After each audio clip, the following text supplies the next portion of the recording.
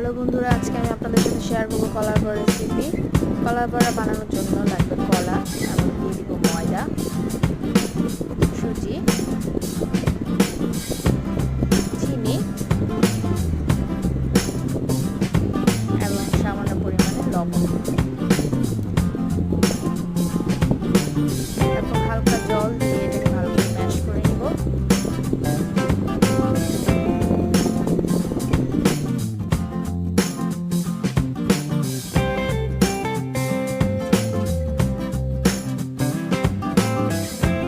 গরম তেলে একটু একটু করে ভেজে নিব।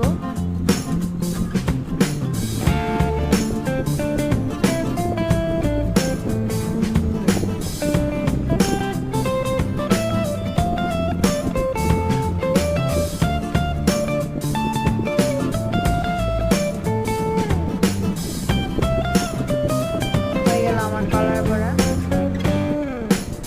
দেখুন ভিতরটা অনেক সফট হয়েছে। তো বাই বাই বন্ধুরা।